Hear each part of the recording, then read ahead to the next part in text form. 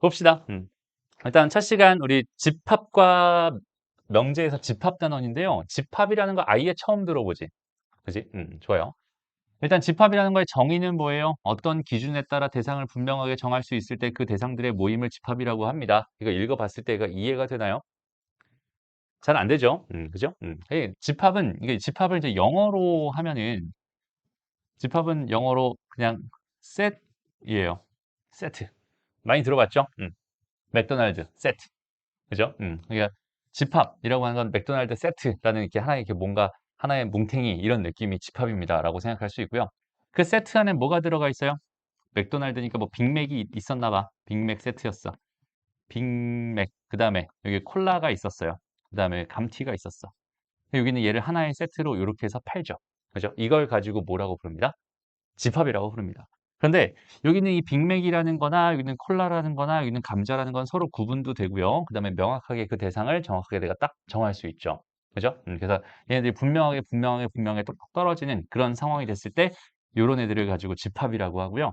그 집합 안에 들어있는 얘네들 하나를 가지고 뭐라고 부르냐면 집합을 이루는 대상 하나하나를 원소라고 부르기로 합니다. 그래서 빅맥은 빅맥 세트의 원소예요. 콜라는 빅맥 세트의 원소예요. 그다음에 감튀는 빅맥 세트의 원소예요. 이렇게 생각을 해주면 됩니다.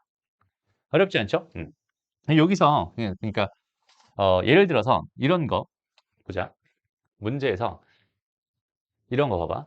집합인 걸 모두 찾고 그 집합의 원소를 구해주세요. 이렇게 주어져 있었어. 15의 뭐래? 15의 양의 약수의 모임을 구해주세요. 라고 했었어. 라고 한다면 얘는 15의 양의 약수는 분명하게 딱 정할 수 있죠.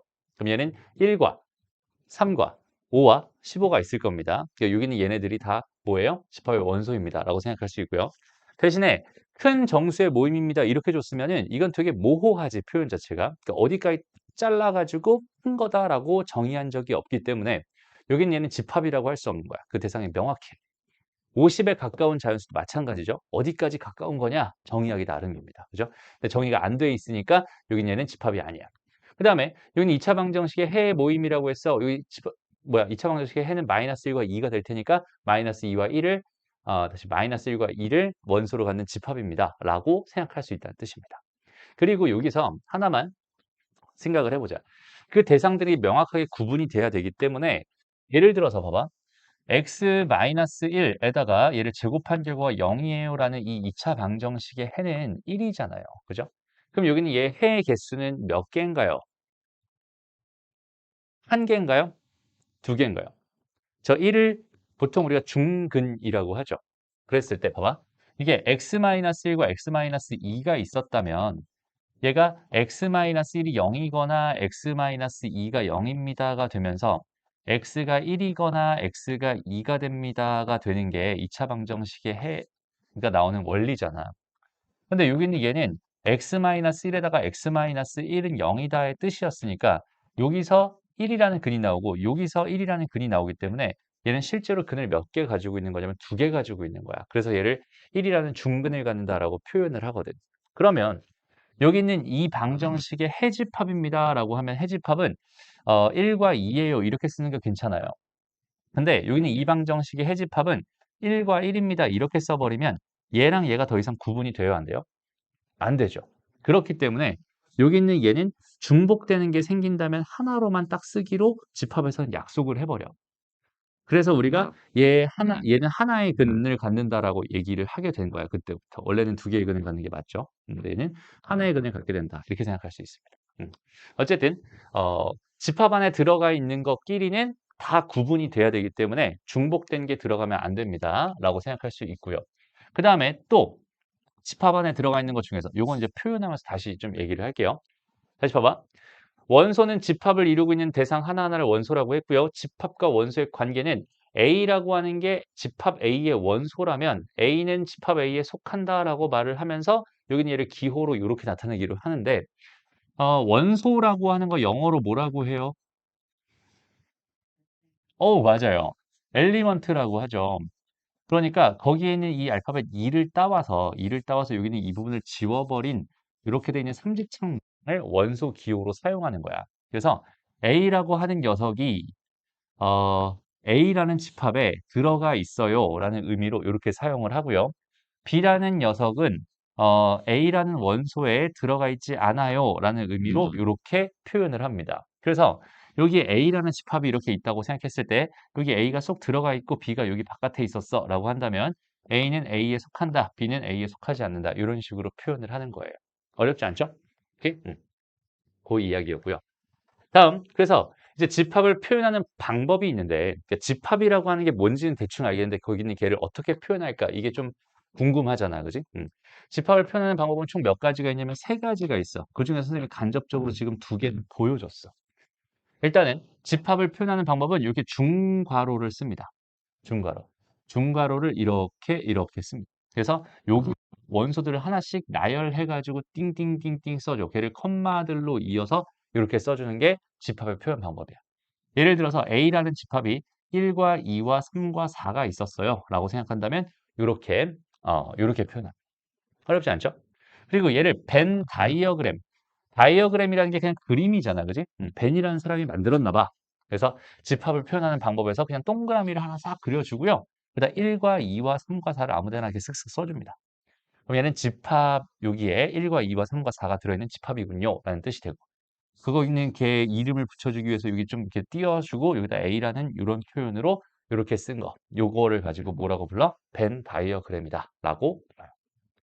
됐어? 여기까지 쉽죠? 그러면 여기서 이제 진짜 중요한 게 뭐냐면 이 조건 제시법을 정확하게 알고 있나요? 이 조건 제시법이라는 게 뭔지 어떻게 사용하는지 정확하게 알고 있나요? 이게 진짜 중요한 얘기인데 조건 제시법이라고 하는 거는 말 그대로야.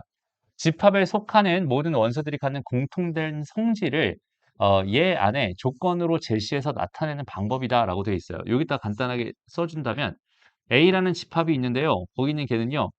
여기는 얘 구분 기호, 여기는 이 짝대기 하나를 기준으로 해가지고 이런 조건들을 만족하는 여기에 있는 그 녀석을 원소로 쓸 거예요.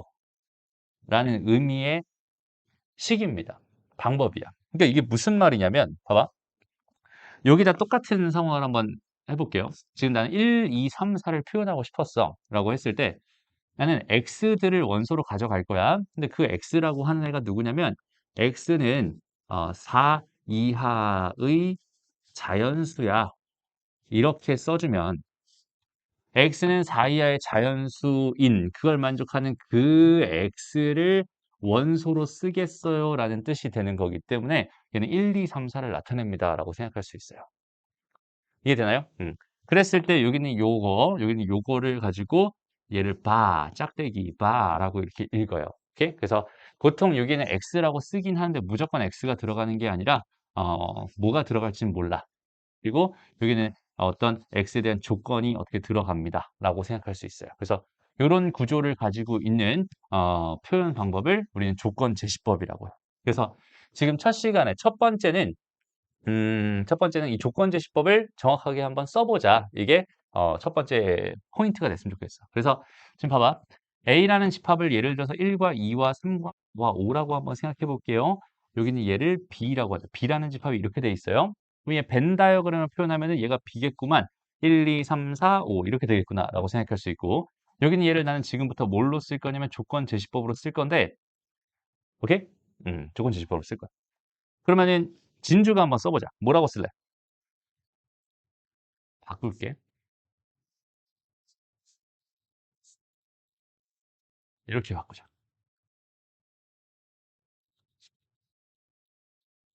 이렇게. 음.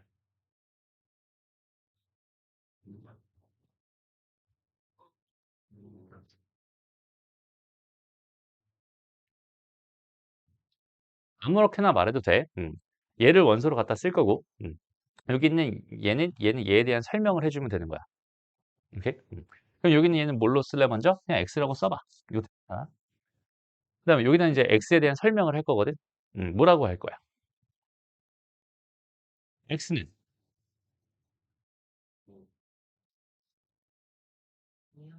이하의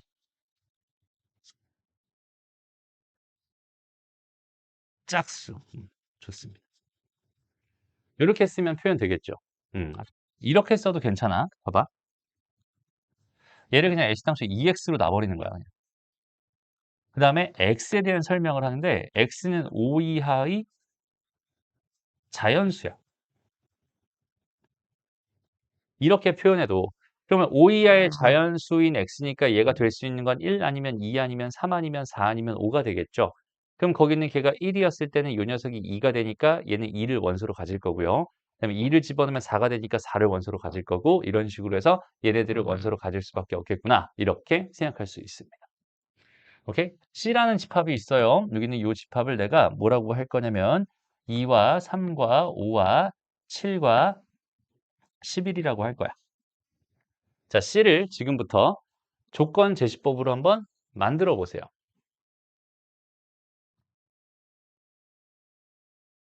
그럼 불러봐봐.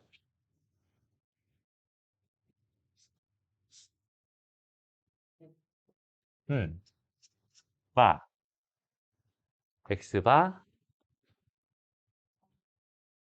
그래요. 그럼 뭐라고 정확하게?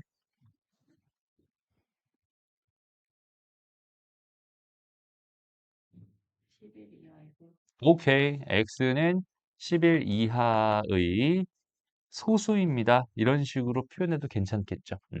물론 이거 말고도 표현할 수 있는 방법들은 굉장히 많을 거예요. 그냥 그 중에서 하나 정도만, 한 두 개 정도만 선생님이 지금 소개를 한 거고, 이런 식으로 생각을 해주면 됩니다. 그러니까 이걸 가지고 뭐라고 부른다? 조건 제시법이라고 부른다. 그러면 이제 봐봐. 이렇게 지금 얘를 표현하는 방법이 이렇게 지금 세 가지가 있다는 소리잖아.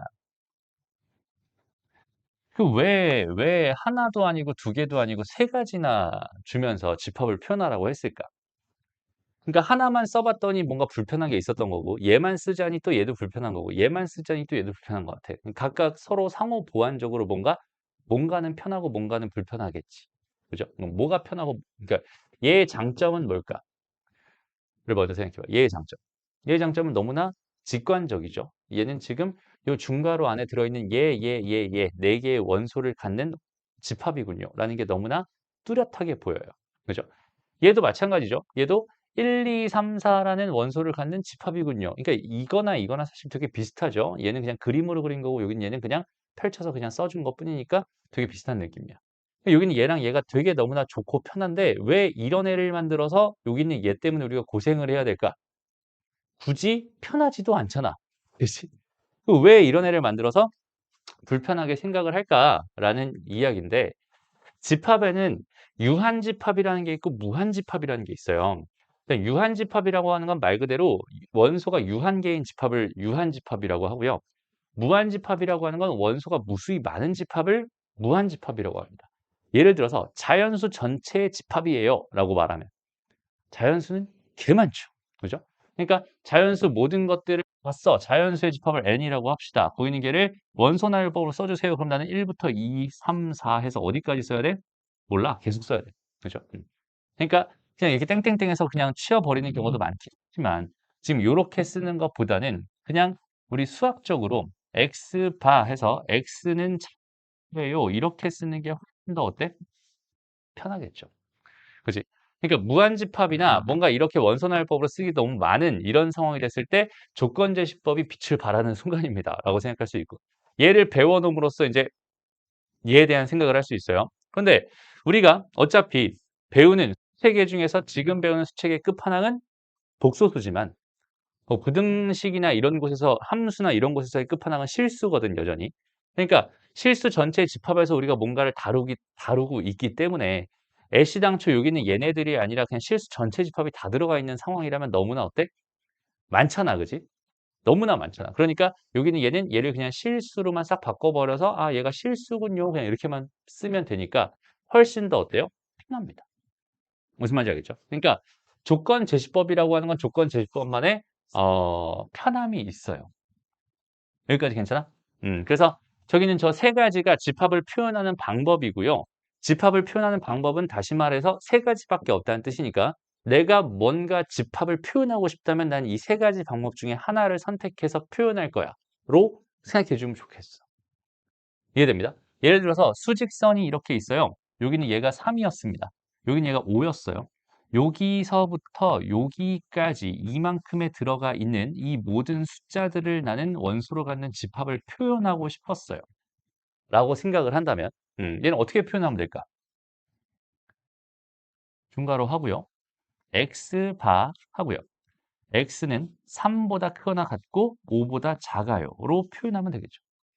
됐습니다.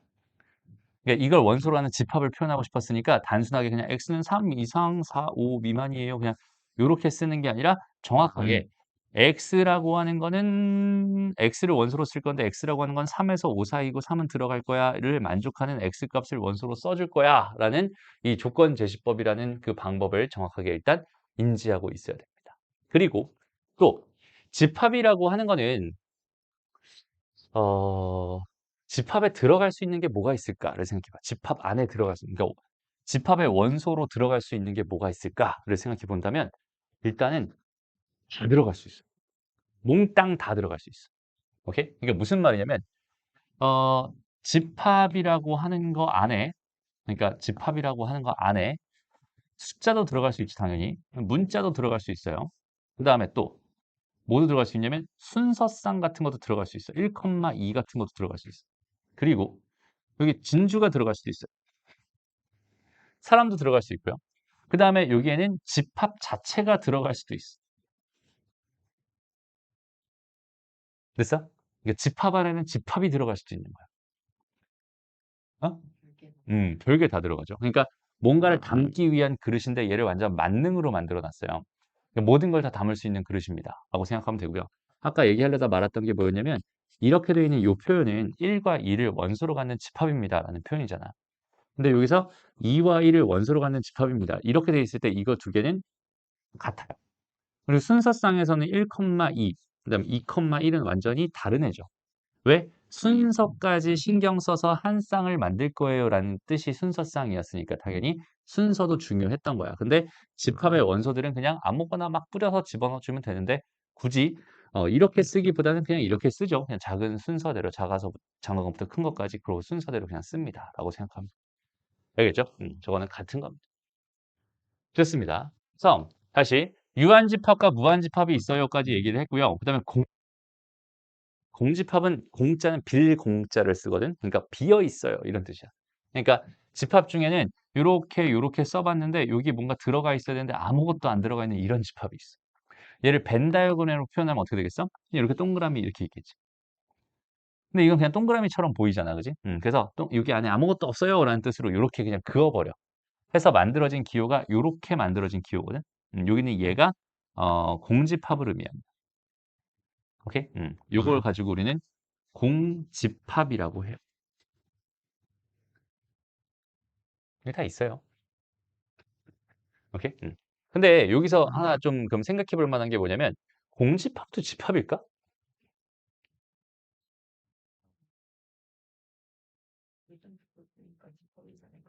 좋아요. 그러면 이거를 한번 구분해 볼까? 잘 봐봐. 여기에 집합 안에 여기 공집합이 들어가 있어. 이거랑 집합 안에 이렇게 돼 있어. 그러니까 이거 두 개는 서로 같을까요, 다를까요?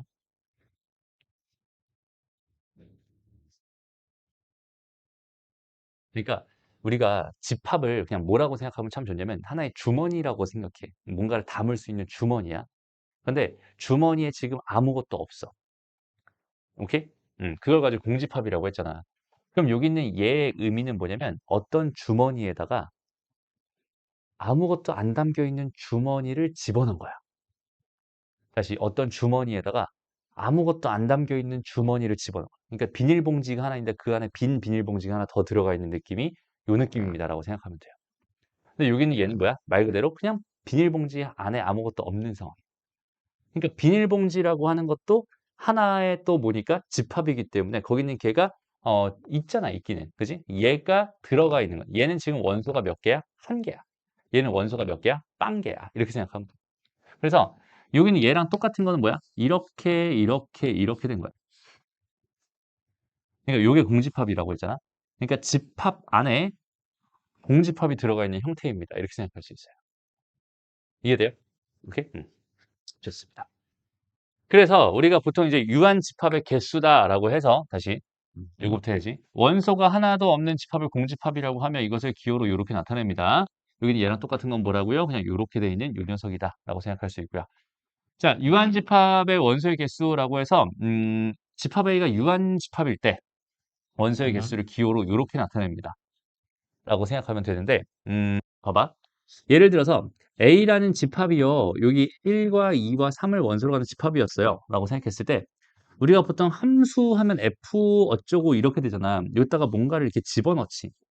그런 거랑 똑같은 구조로 여기는 이 F 대신에 N이라는 숫자를 쓴 거야. 그리고 똑같이 이렇게 괄호가 들어가 있는데 함수는 여기다 수 같은 거밖에 못 넣잖아. 그지? 수나 문자밖에 못 넣는데 여기는 얘는 뭘 넣는 애냐면 집합을 넣는 애야. 일단 집합을 집어넣으면은 그 계산 결과로서 요 집합의 원소의 개수를 내뱉어주는 그런 함수다. 일종의 함수다라고 생각해 주면 좋겠어요. 그러니까 여기다가 n이라는 거에다가 a를 이렇게 집어넣었어요라고 생각한다면 a라는 집합 안에는 원소가 한 개, 두 개, 세 개 있었으니까 여기는 얘의 계산 결과는 3이 됩니다. 이런 식으로 생각할 수 있다는 소리야. 이해돼요?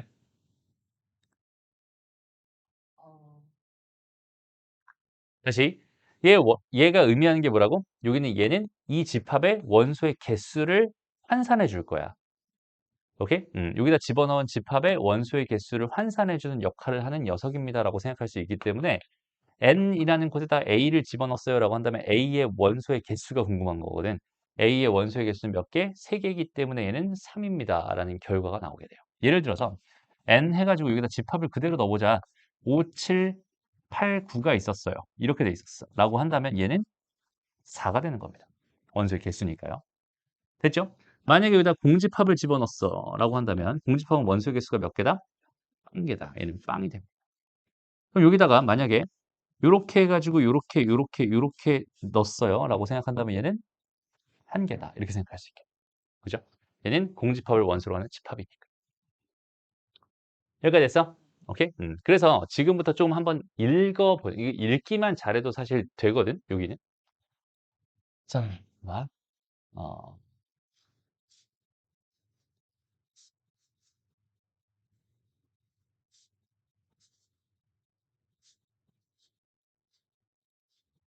이렇게 한번 줘봤어요.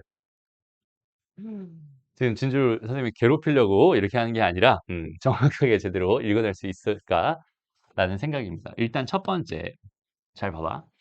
A라는 집합을 한번 읽어보세요. 내가 읽어볼게요. 공집합과 공집합을 원소로 갖는 집합과 공집합을 원소로 갖는 집합을 원소로 갖는 집합입니다. 됐어? 오케이? 다시.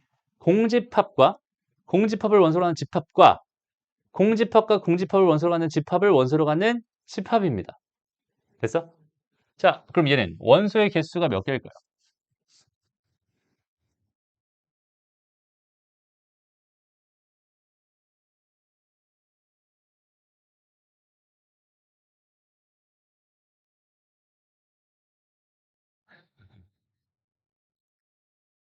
느낌대로 생각해봐.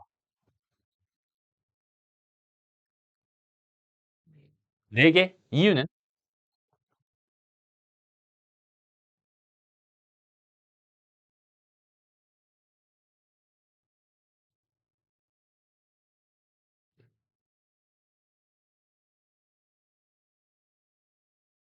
다시 읽어볼게요. 그러니까 이 집합을 뭐로 생각하라고? 하나의 비닐 주머니로 생각해. 오케이? 저기는 저 중괄호 이렇게 돼 있는 거는 이건 하나의 비닐 주머니야. 이렇게 생각을 해봐. 오케이? 그러면 이 비닐 주머니 안에 이 비닐, 여기 제일 큰 첫 번째 요렇게 분홍색 비닐 주머니가 있었다고 생각해봐. 분홍색 비닐 주머니 안에 몇 개가 들어가 있나요를 세는 게 그 집합의 원소의 개수를 세는 거야 라고 생각하면 되거든. 오케이? 근데 집합 안에는 집합이 들어갈 수도 있고, 그죠? 근데 첫 번째 여기 있는 얘는 뭐야? 얘는 공집합이라고 하는 건 빈 비닐 주머니야. 그죠? 그러니까 여기 이렇게 되어 있는 빈 비닐 주머니가 하나 있었어. 그 다음에 두 번째는 초록색 비닐 주머니가 하나 있었어.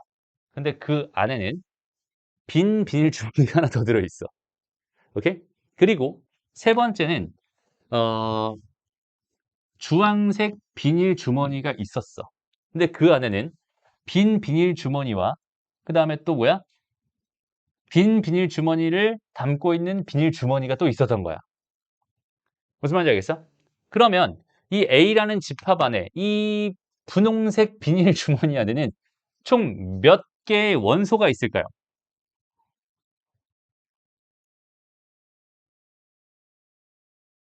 일단 세 개의 원소가 있는 거예요.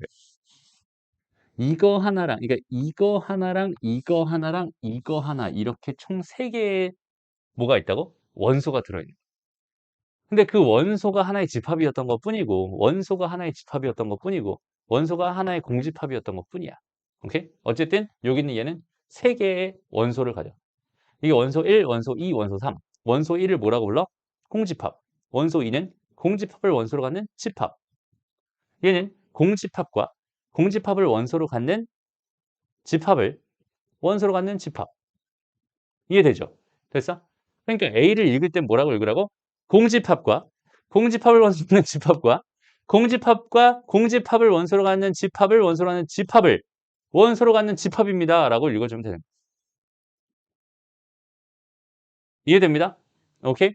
그러니까 얘 원소 개수는 3개가 돼요. 라고 생각해 줄 수 있겠죠. 됐나요? 좋습니다. 됐죠? 넘어가요. 그다음에 그래서 기호로 써주세요라고 되어 있는데 유리수 전체 집합을 Q라고 한대요. Q에는 마이너스 2가 들어있나요? 라는 소리는 마이너스 2가 유리수인가요? 라는 뜻이죠. 유리수 맞아 틀려? 맞죠? 맞죠. 4분의 1 유리수인가요? 맞죠. 루트 3 유리수인가요? 아니죠. 얘는 무리수죠. 0 유리수인가요? 맞죠. 이렇게 써주면 됩니다. 오케이? 쉬워요. 다음 뭐죠?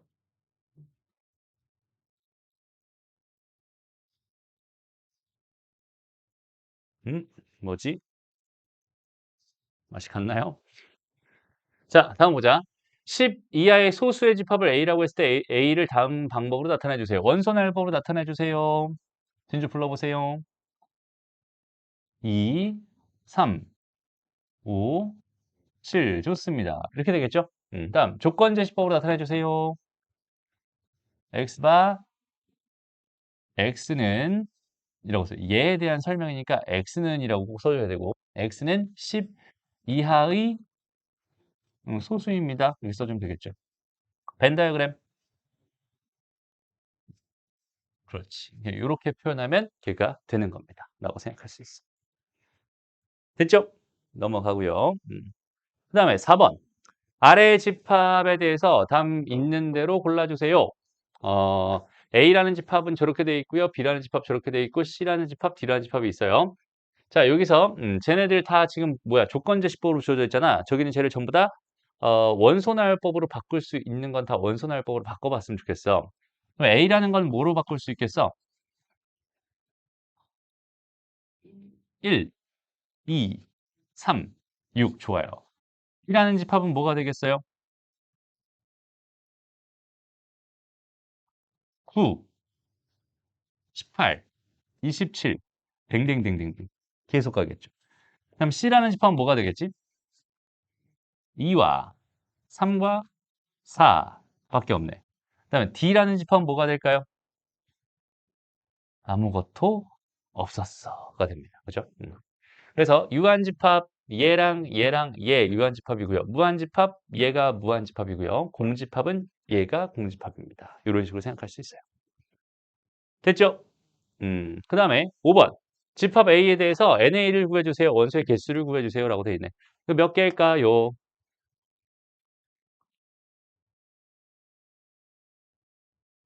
오케이, 좋습니다. 10개입니다.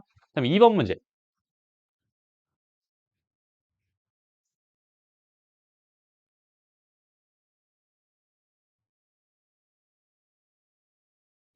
한 개, 좋습니다. 다음 3번 문제. 저는 이렇게 써줄게요. 마이너스 2에서 2 사이입니다. 그죠? 마이너스 1과 0과 1 이렇게 되겠지. 몇 개? 3개가 됩니다. 이렇게 생각할 수 있겠네. 괜찮죠?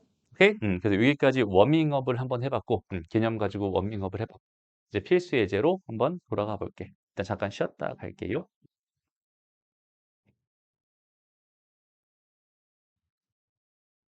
자, 1번은 됐고, 2번은 어때요?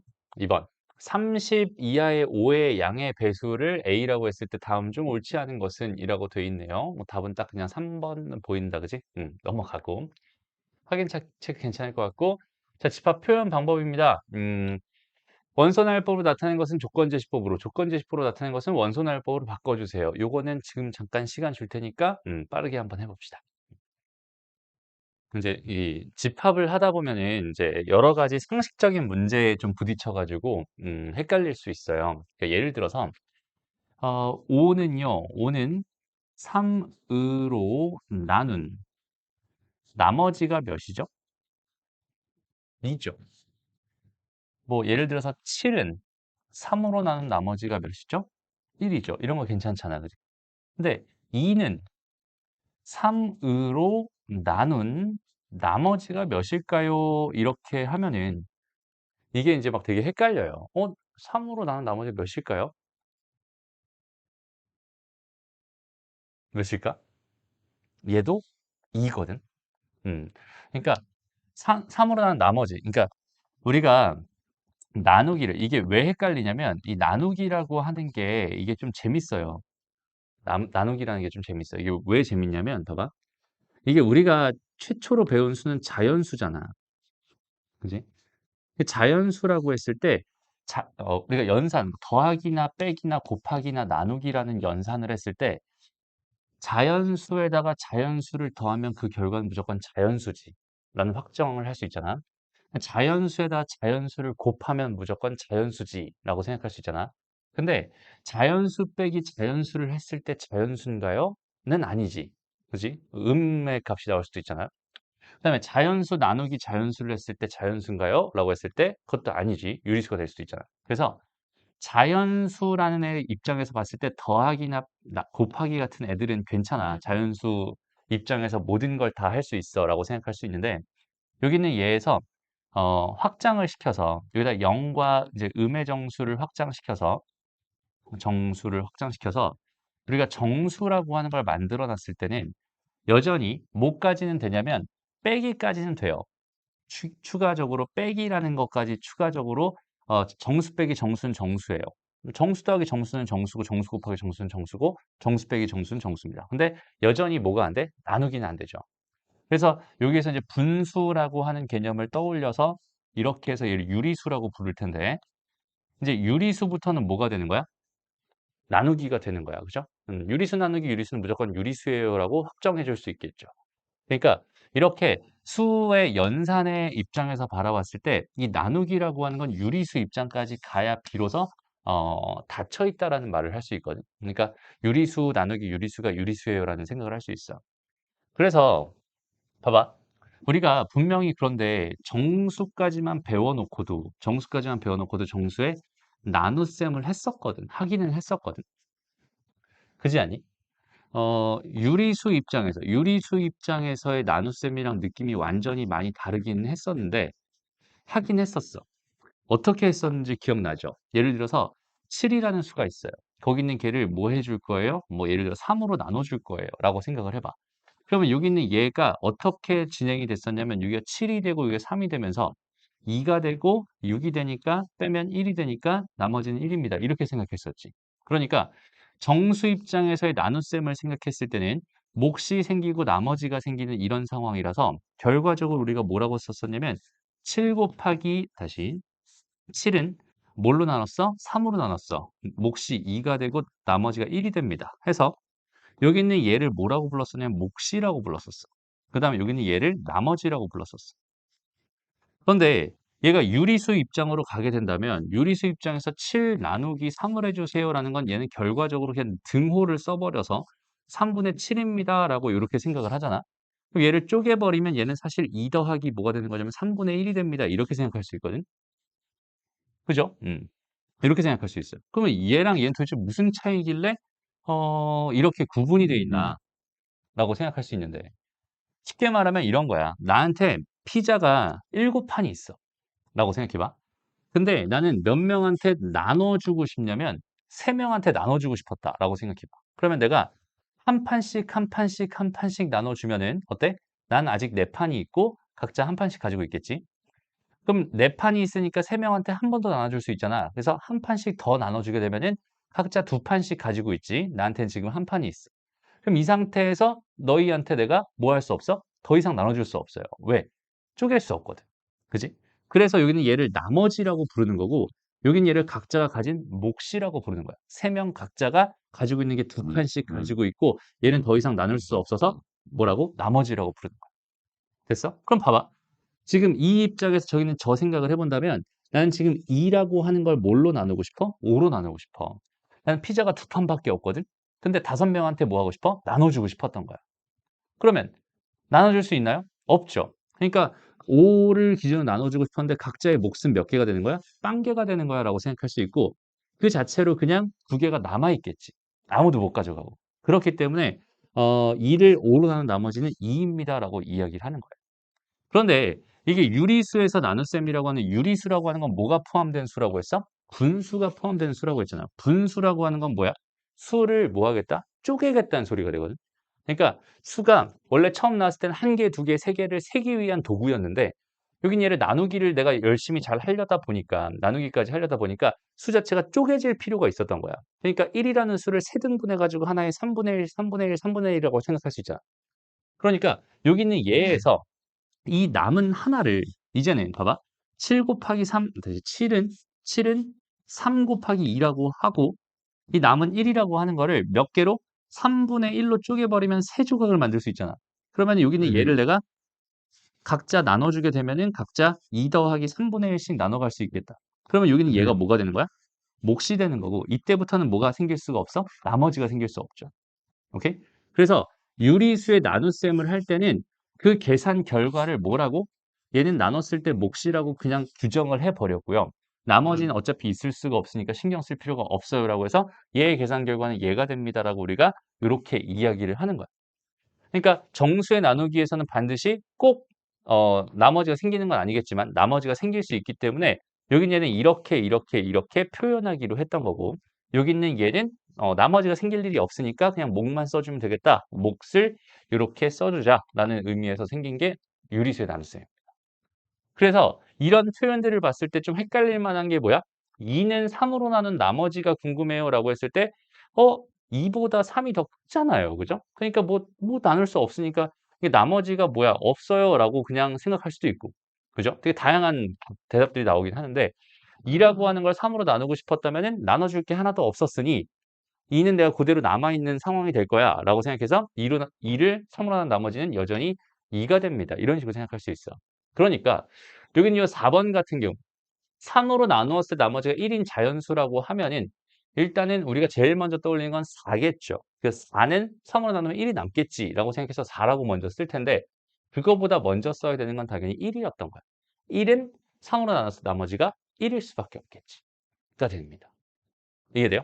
그래서 얘를 요렇게 표현한 그러니까 나머지를 표현하고 싶다면 어떤 수가 있어요라고 생각했을 때 거기는 걔를 3 곱하기 어쩌고 더하기 1로 표현할 수 있는 수를 써달라는 이야기군요라고 생각하면 되고 얘는 몫이 0부터 가능하겠다. 그지? 0 집어넣으면 1이고요. 1 집어넣으면 4가 되고 2 집어넣으면 뭐가 돼? 7이 됩니다. 이렇게 생각할 수 있겠죠. 그래서 얘는 1, 4, 7, 10, 13 이런 식으로 계속 가는 이런 집합이 됩니다라고 생각할 수 있어요. 이해되나요? 그래서 정확한 이유와 원리를 알지 못하고 넘어가면은 되게 위험해져요. 뒤로 갈수록. 알겠죠? 그래서 하나하나 이렇게 나올 때마다 잡아갈 수 있으면 좋을 것 같아요. 그래서 우리가 수학 상에서는 다항식의 나눗셈을 할 때 그렇게 어려웠던 거야. 오케이? 다항식의 나눗셈 되게 어렵잖아. 그지? 왜? 다항식은 수체계에서로 바라본다면 정수와 비슷하거든. 그래서 다항식을 전문 용어로 정식이라고 불러요. 오케이? 그래서 다항식 나눗셈은 목과 나머지를 생각해야 되기 때문에 우리가 생각하는 그냥 얘분의 얘 하면 되잖아 라고 생각할 수가 없었던 거라서 어려운 거. 이해됐죠? 그 다음에 넘어가서 조건제시법으로 나타내진 집합입니다 라고 주어져 있어요. 다시 A라는 집합은 0, 1, 2라고 되어 있고요. 다음 집합을 원소나열법으로 나타내 주세요 라고 했는데 B라는 집합을 가만히 째려 보니까 여기 있는 이 발을 기준으로 이 앞에 얘를 원소로 사용하기로 했는데 그 원소가 될 만한 애는 x에다가 y를 더한 애를 요거를 원소로 쓸 거예요 라는 뜻이 돼버렸고요. 그 다음에 x라고 하는 거 대한 설명을 봤더니 x는 a의 원소래요. 또 y라고 하는 것도 여전히 a의 원소입니다라고 이렇게 나한테 표현을 줬어라고 한다면 내가 지금 얘를 원소 나열법으로 나열하고 싶은데 얘를 원소로 쓰기로 했는데 x가 될 만한 거는 뭐가 있어? 0과 1과 2가 있죠. 그지? 그럼 y가 될 만한 거 여전히 0과 1과 2가 있지. 그지? 그러면은 얘랑 더해진 결과가 원소로 들어갈 수 있겠구만. 얘는 0. 0과 1이 더해진 결과가 들어갈 수 있겠구만. 0과 2가 더해진 결과가 들어갈 수 있겠구만. 해주고 이제 1과 0 들어가려고 했더니 1과 0 더하면은 1이잖아. 근데 1은 여기 있었으니까 중복된 건 안 쓰기로 했으니까 안 쓰고 얘랑 얘 더하면 2니까 여전히 중복 안 쓰고 얘랑 얘 더하니까 뭐야? 3이죠. 됐습니다. 그리고 이제 얘랑 얘 하면 2고 얘랑 얘 하면 3이고 얘랑 얘 하니까 4가 됩니다라고 해서 이렇게 써주면 얘가 원소 나열법으로 나타낸 겁니다라고 생각할 수 있는 거예요. 그러니까 될 수 있는 모든 것들을 전부 다 하나씩 다 써줘야 된다. 얘를 나는 원소로 쓸 거예요. 그러면 자 C를 우리 진주가 한번 불러봅시다. 여기는 XY를 뭘로 원소로 쓸 건데 X가 A의 원소 역시 Y도 A의 원소입니다. 이렇게 줬어요. 여기는 얘를 조건 제시법이니까 얘를 원소나열법으로 한번 써보자. 뭐가 될까 일단? 0 좋아요. 0, 1, 2, 0, 1, 2 이렇게 써주면 편하지. 얘랑 곱해지면 다 0이니까 일단 0. 그 다음에 얘랑 곱해지면 0. 얘는 그렇지. 좋아요. 그렇지. 가 되는 거야. 그래서 이렇게 써주면 돼. 그러니까 조건 제시법이 처음에 이렇게 딱 봤을 때 와 저게 무슨 소리지? 라고 해서 이게 어색하다면 아직 안 되는 거야. 여기는 이제 딱 보면서 아 이거는 그냥 이거 다 0, 1, 2, 0, 1, 2 하나씩 넣어가면서 되는 것들 다 골라가지고 원소로 써달라는 얘기구나 라는 생각을 정확하게 할 수 있으면 됩니다. 됐죠? 그래서 여기는 요건 중요하니까 8번, 9번, 10번 지금 빠르게 한번 풀어보고 넘어갑시다.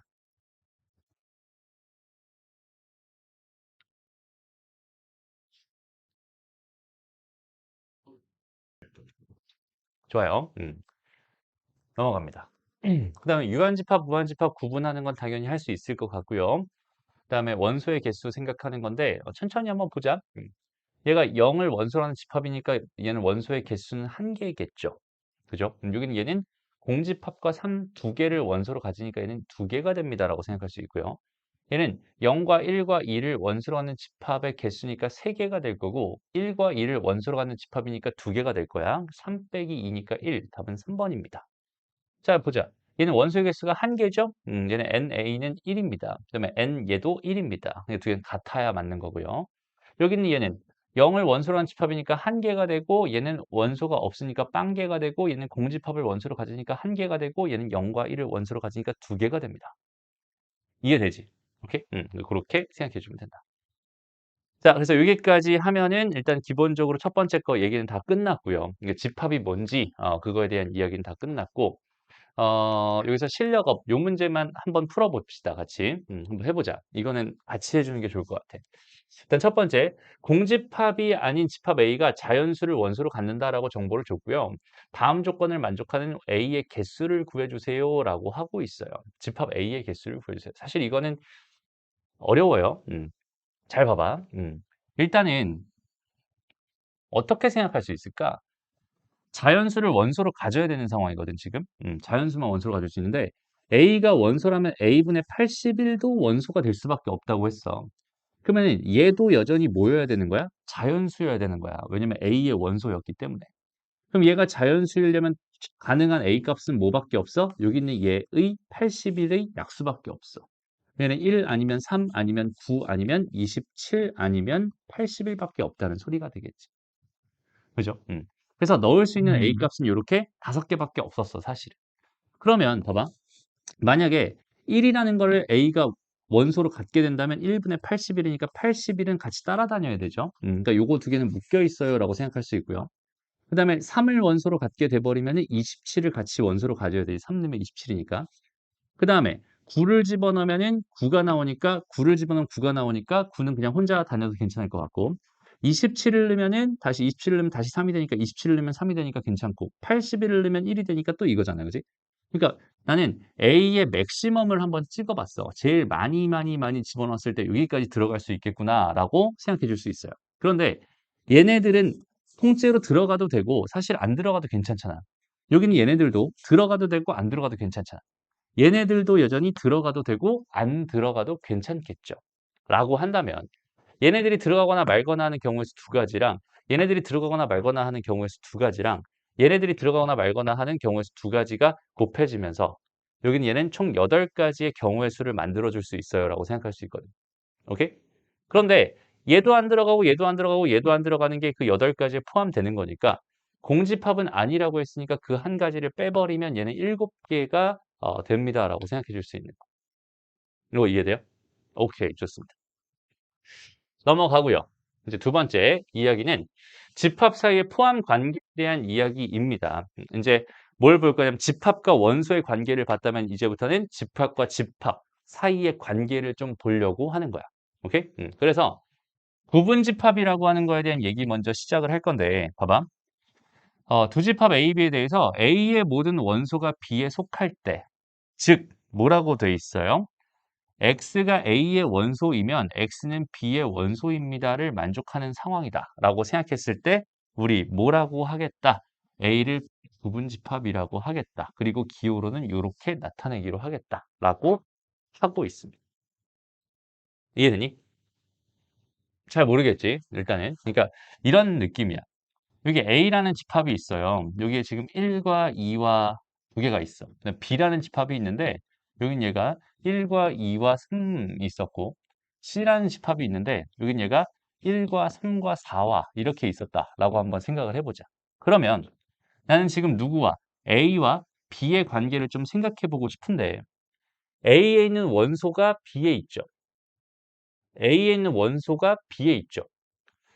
그러니까 A에 있는 모든 원소가 B에 다 들어있네. A에 있는 모든 원소가 B에 다 들어있네.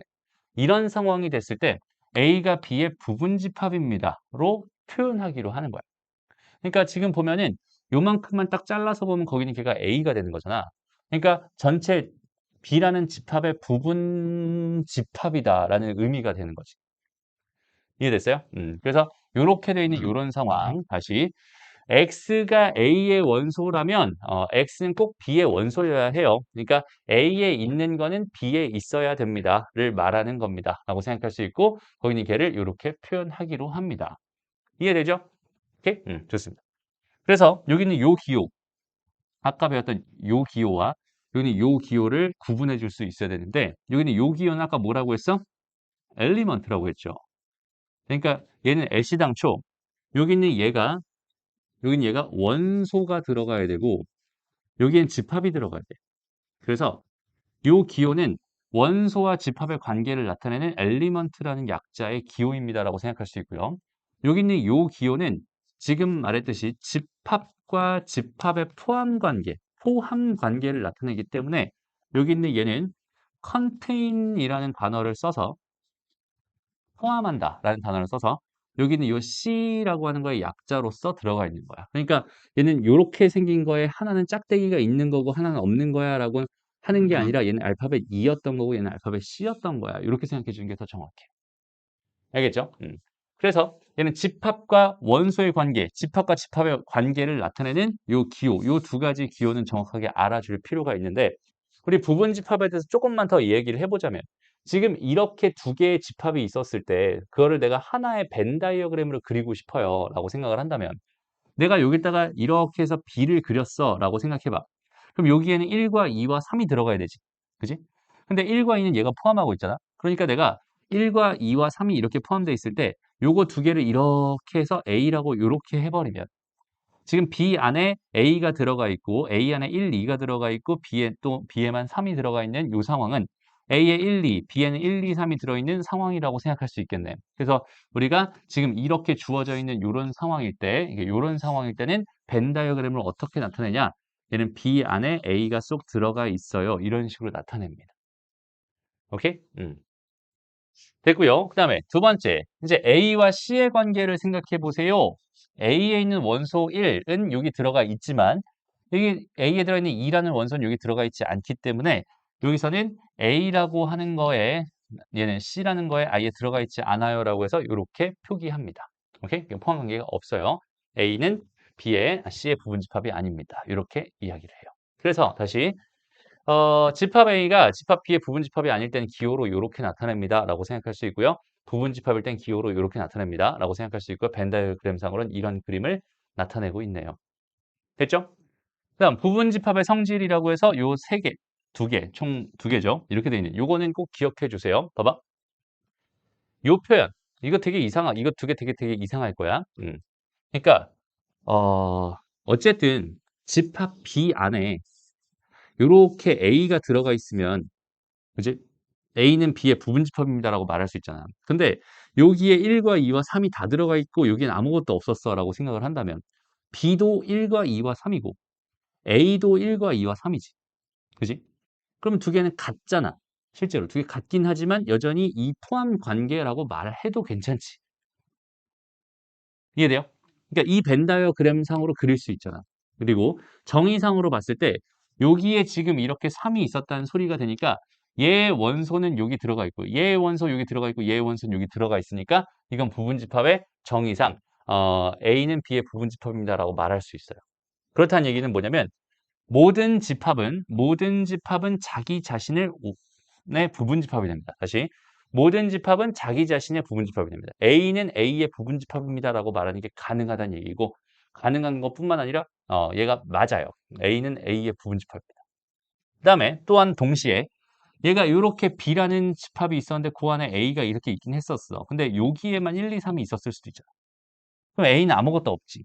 그지? 그럼에도 지금 B 안에 쏙 들어가 있는 거 맞죠? 그러니까 여기 있는 게 공집합이라고 하는 거는 항상 어떤 집합의 부분집합이 됩니다. 그러니까 무슨 말이냐면 모든 집합의 부분집합으로 공집합은 존재해요. 공집합은 모든 집합의 부분집합이 됩니다. 라고 이야기할 수 있다는 뜻이야. 이해됐어? 다음 2번. A가 B의 부분집합이고 B가 C의 부분집합이라면 어떤 상황이 발생하겠니?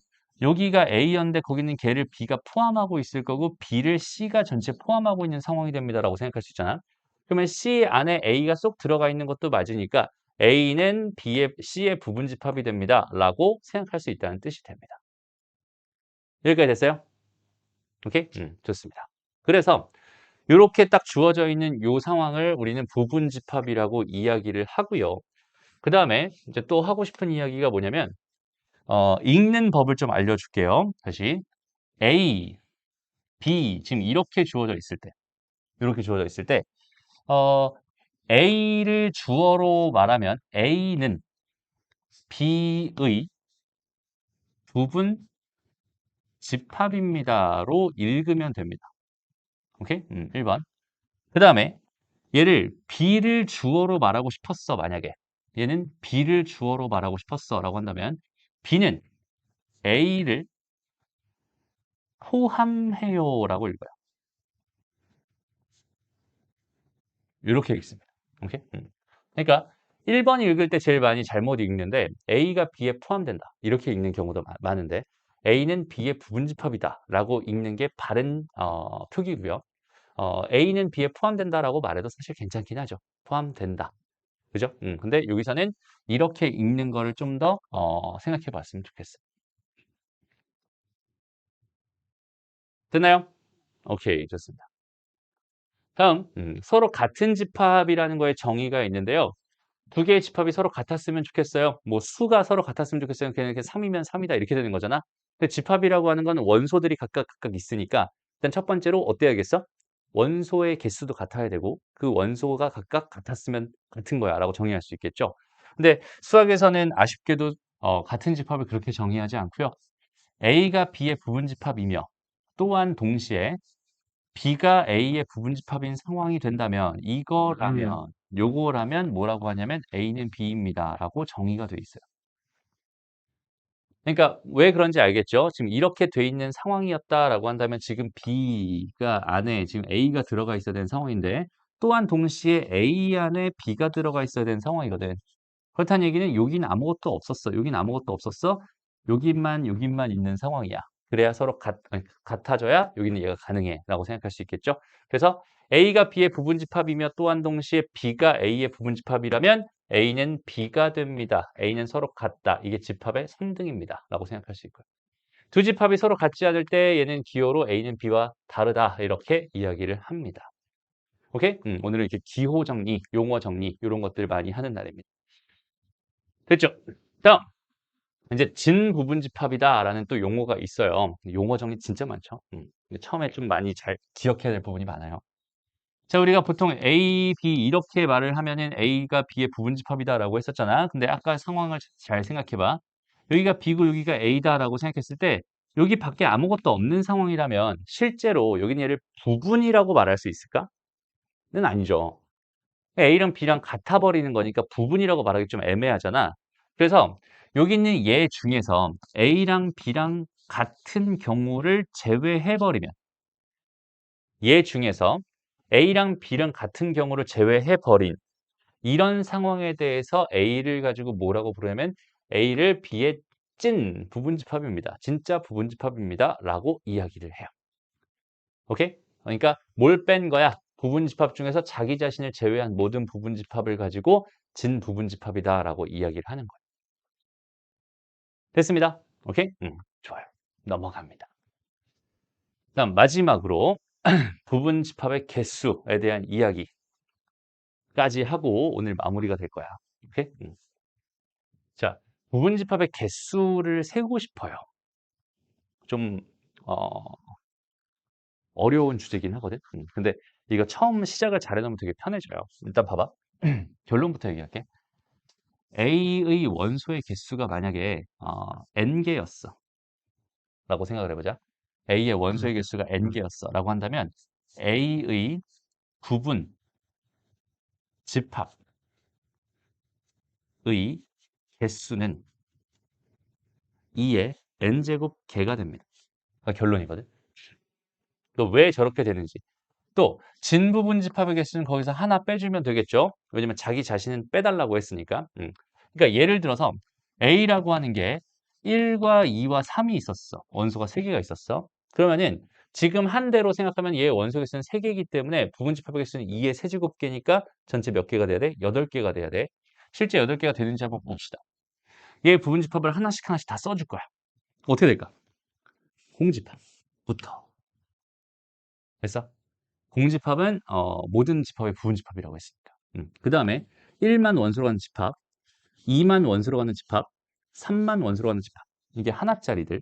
그 다음에 두 개짜리들은 어때? 1과 2를 원소로 가는 집합, 2와 3을 원소로 가는 집합, 그 다음에 1과 3을 원소로 가는 집합. 그 다음에 세 개짜리 1과 2와 3을 원소로 가는 집합이 되겠죠. 됐습니다. 그래서 몇 개? 한 개, 두 개, 세 개, 네 개, 다섯, 여섯, 일곱, 여덟 개가 됩니다. 라고 생각할 수 있고 그 중에서 여기는 요 녀석이 즉 뭐니까? A니까 이를 A의 찐 부분집합이라고 할 수는 없겠지. 그래서 찐 부분집합은 몇 개가 됩니다? 7개가 됩니다. 부분집합은 전체 8개가 되고 찐 부분집합은 7개가 됩니다. 이렇게 생각할 수 있는 거예요. 그러면 왜 하필이면 2의 n제곱이라는 숫자가 나오게 됐을까라는 고민을 한번 해보자 우리. 오케이? 그럼 봐봐. 여기서부터는 뭘 도움을 받을 거냐면 A의 부분집합으로서 우리가 X라는 집합을 하나 생각을 해볼 거고 여기에 A라는 집합이 있었는데 걔 부분집합이라고 했으니까 분명히 이쪽에 X가 이렇게 들어가 있었을 거야 라고 생각할 수 있어요. 그러면 여기 A에 지금 몇 개, 1과 2와 3이라는 세 개의 원소가 들어가 있는 상황이라고 생각했을 때 A라고 하는 A의 안쪽의 공간을 생각해 보면 지금 어때? 요 바깥쪽에 있는 공간이 있고 이 안쪽에 있는 공간 두 개로 나눠지잖아. 누구에 의해서? 여기는 요 X라는 요 녀석에 의해서 두 개의 공간으로 나눠지게 되지. 그럼 요 1이라는 요 숫자가 들어갈 수 있는 공간은 요로 들어갈 수도 있고 요로 들어갈 수도 있어요. 그러니까 얘 하나가 선택권을 가지고 있어요. 몇 개의 선택권을 가지고 있어? 두 개의 선택권을 가지고 있어. 근데 얘도 마찬가지잖아. 얘도 요 길로 들어갈 수도 있고 요 길로 들어갈 수도 있고 여전히 두 가지의 선택권을 갖겠죠. 여기는 얘도 마찬가지잖아. 요 길로 들어갈 수도 있고 요 길로 들어갈 수 있는 두 가지의 선택권을 가질 수밖에 없단 말이야. 그러니까 얘가 여기 있을 거야, 여기 있을 거야 두 가지. 얘가 여기 있을 거야, 여기 있을 거야 두 가지. 얘가 여기 있을 거야, 여기 있을 거야 두 가지를 다 곱해주니까 결과적으로 얘는 2의 세제곱개가 될 수밖에 없고. 그 3이라는 숫자는 뭐야? 여기가 몇 개 있으니까 3개 있으니까 3이라는 숫자가 나오는 거고 2라는 숫자는 왜 나온 거야? 요 A라는 공간 안에 두 개의 공간으로 쪼개져 있으니까 선택권이 두 개씩 있었어 라는 뜻이 되는 거지. 이해돼요? 그래서 얘는 2의 세제곱개가 될 수밖에 없고 원소의 개수가 n개가 돼버린다면 원소의 개수가 n개가 돼버린다면 K의 부분집합의 개수는 두 번씩 다 n번의 선택을 하게 될 테니까 2의 n제곱계가 될 수밖에 없었던 거야. 이해되죠? 그러면 진부분집합의 개수는 여기다 빼기 1만 하면 된다고 했으니까 이거는 크게 어렵지 않게 생각할 수 있을 것 같고. 그럼 여기서 이제 특정한 원소를 갖거나 가지지 않는 부분집합에 대해서 한번 생각을 해보려고 해요. 그러니까 예를 들어 볼게요. 보자. A의 부분 집합 중 1을 반드시 포함하는 부분 집합은 몇 개 있을까요? 이런 얘기라고 생각하면 됩니다. 그러면 아까랑 똑같이 여기에 A가 있었고 여기에 지금 X가 있었다라고 생각했을 때 얘 N은 지금 내가 1과 2와 3을 넣어야 되는 상황이거든. 그런데 여기서 뭐라고 했냐면 1은 반드시 포함하는 부분 집합이 궁금하다라고 했어요. 그렇다는 얘기는 요 1이라고 하는 거는 반드시 얘에 포함돼야 하니까 얘는 이쪽으로 들어갈 수밖에 없는 운명이지. 얘는 선택권이 두 가지가 있는 게 아니라 이걸로 한 가지밖에 없어 라고 생각할 수 있어. 그럼 나머지 애들은 어때? 나머지 애들은 뭐 상관없잖아. 얘는 여전히 이쪽으로 들어갈 수 있고 이쪽으로 들어갈 수 있고 얘도 여전히 이쪽으로 들어갈 수도 있고 이쪽으로 들어갈 수도 있겠죠. 그러면 경우의 수는 1 곱하기 2 곱하기 2가 됩니다라고 해서 2의 제곱계가 됩니다라고 생각할 수 있어요. 여기서 얘가 제곱계가 된 이유는 뭐야? 요 1이라고 하는 거는 여기서 완전히 그냥 선택을 해버렸으니까 나한테 선택권이 없었던 거야. 그럼 선택권이 있는 애들만 가지고 이렇게 표현해 주면 되겠구나. 여전히 얘는 2일 수밖에 없었겠구나 라고 생각할 수 있겠지. 만약에 여기는 요거를 포함하지 않는 이라고 바꿔버렸어요 라고 생각하면 어때? 똑같죠. 얘가 여기에 있어야 되는 게 아니라 이쪽으로 확정이 돼 버리는 거지. 얘가 이쪽으로 확정이 돼 버리는 거지. 그리고 2와 3, 2와 3 들어갈 수 있는 게 각각 두 가지씩이니까 여전히 똑같이 이렇게 됩니다 라고 생각할 수 있어요.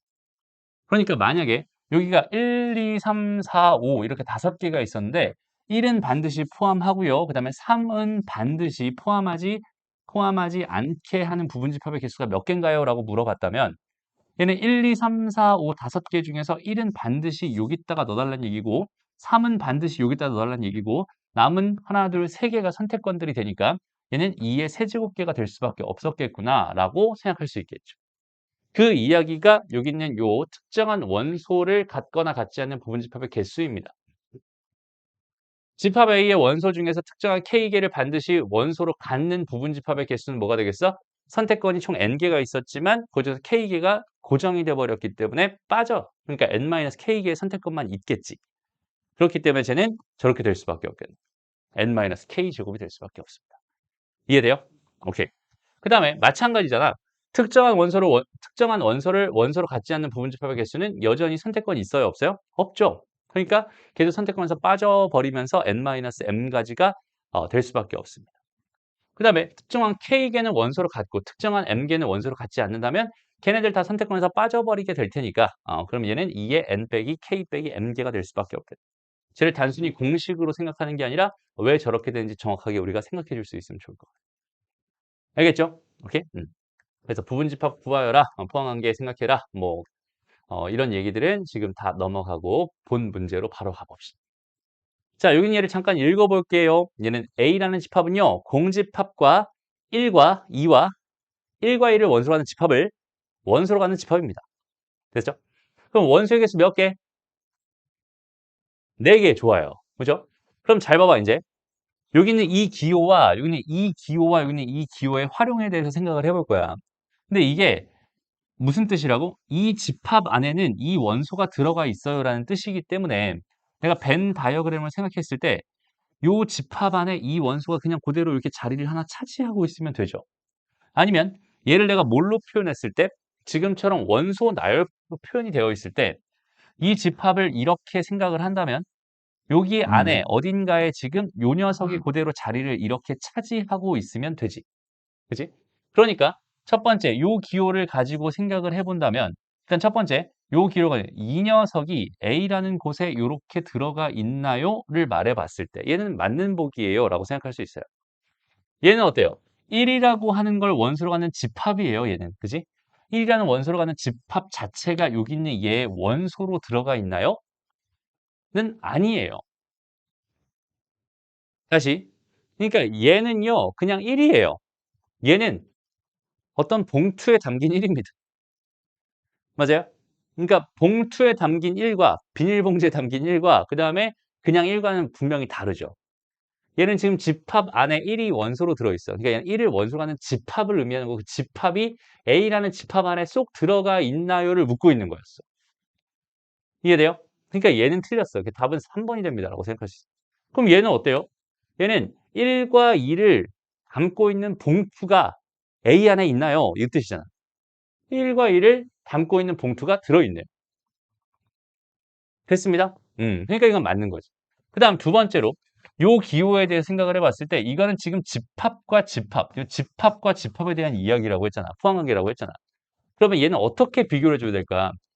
얘 같은 경우는 그냥 통째로 요 녀석이 요 안에 들어있는지를 비교하면 되는데 얘는 어떻게 비교해 주면 될까?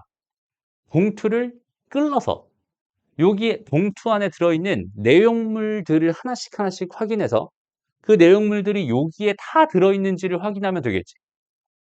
무슨 말인지 알겠어? 얘는 이게 집합이니까 봉투 안에 들어있었을 거란 말이야. 봉지 안에 들어있었을 거야.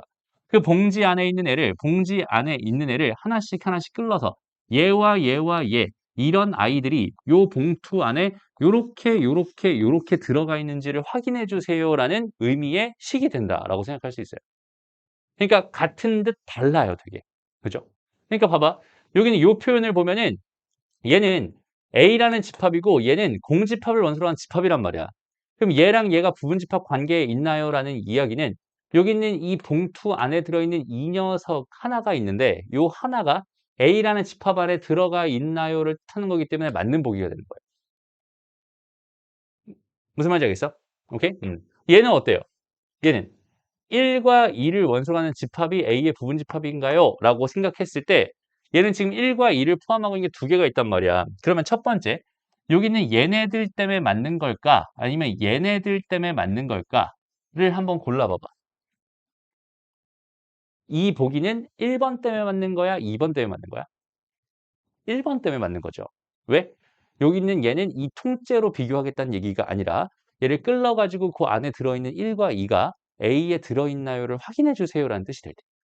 만약에 여기 있는 얘가 6번 보기가 있어서 똑같이 1과 2가 있었는데 얘가 이렇게 지금 주어져 있었다라고 한다면 이 봉투 여기 있구나. 여기 있네, 그지? 이 봉투 자체가 들어가 있나요? 그지? 이 봉투 자체가 A에 들어가 있나요를 뜻하는 거라면 얘는 그 봉투를 끌어서 그 안에 있는 내용물들이 여기 들어가 있나요를 확인하는 겁니다. 라고 생각하면 돼요. 이해되죠? 그러니까 두 개를 정확하게 구분해 줄 수 있었으면 좋겠습니다. 넘어가요. 됐죠? 근데 요거는 뭐 크게 어렵지 않으니까 한번 해보면 될 것 같고요. 그 다음에 10번으로 가서 벌써 45분이야. 됐어. 음, 음. 보자.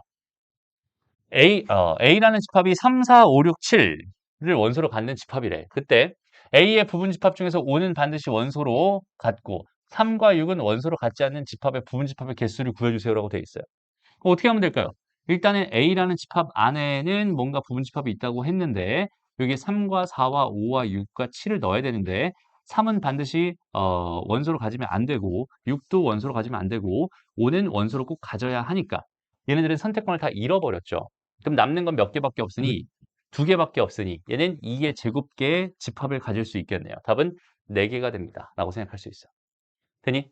그래서 이걸 매번 이렇게 그림을 그려서 생각하는 건 너무 귀찮으니까 여기 전체 몇 개 있었는데 5개 있었는데 여기서 몇 개를 고정해 버렸네? 3개를 고정해 버렸네. 그럼 몇 개 남았네? 2개 남았네. 2의 제곱계가 되겠네. 답은 4개가 되겠네. 이렇게. 됐습니다. 그다음에 자, A의 부분집합 중 적어도 한 개의 홀수를 원소로 갖는 부분집합의 개수가 궁금하대. 그러면 얘 부분집합은 일단 전체 몇 개 있겠어? 2의 5제곱계 있었을 거야. 그지? 근데 이 중에서 뭘 빼달란 소리야, 그럼? 적어도 한 개의 홀수를 갖겠다라고 했으니까 홀수가 아예 없는 거는 빼달란 소리잖아. 맞아요? 그럼 홀수가 없다는 거는 여기는 얘랑 여기는 얘랑 여기는 얘는 들어가지 않은 상황. 그러니까 4랑 6 가지고만 장난친 거 2의 제곱계를 계산해서 걔를 빼줘야 적어도 한 개는 홀수가 들어가 있겠네요. 라고 생각할 수 있고 요렇게 해서 답은 28개가 됩니다.가 되는 거예요. 이해돼요? 오케이. 됐습니다. 넘어가고요. 오늘 마지막 11번까지 한번 해볼게요. 자, 두 집합 A랑 B에 대해서 저거를 만족시키는 집합 A의 개수를 구해주세요라고 주어져 있어요. 잘 봐봐. 일단 첫 번째, 여기서 집합의 개수라는 거랑 집합의 원소의 개수라는 거랑은 당연히 다른 이야기겠지. 그지? 예를 들어서 A라는 집합이 1과 3과 5가 있었어 라고 한다면 얘는 집합의 원소의 개수는 3개입니다 라고 말할 수 있죠. 그지? 근데 집합 A가 얘도 되고 얘도 되고 얘도 된다면 얘도 되고 얘도 되고 얘도 될 수 있는 상황이었다면 저걸 만족하는 집합의 개수는 몇 가지가 됩니다? 3가지가 됩니다 라고 말할 수 있겠지. 그래서 그러니까 집합의 원소의 개수라는 거랑 집합의 개수라는 거는 아예 다른 개념입니다 라고 생각해 줄 수 있는데 여기서 말하고 싶은 거는 집합의 개수라고 하는 건 결국 어떻게 셀까? 여긴 얘는 부분집합이라는 걸 베이스로 셉니다. 부분집합의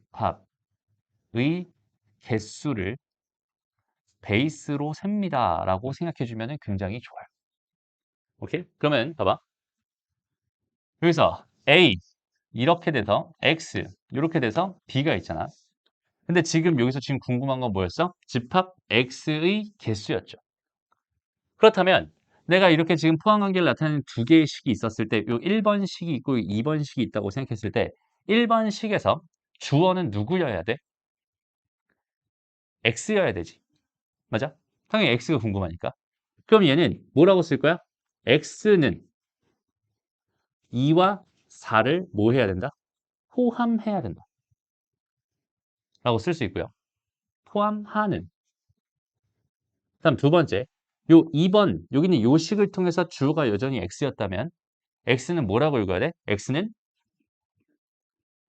그렇지. B의 부분집. 그러니까 X는 2와 4를 포함하는 B의 뭐라고 읽으면 되겠어? 부분 집합이라고 읽으면 되죠.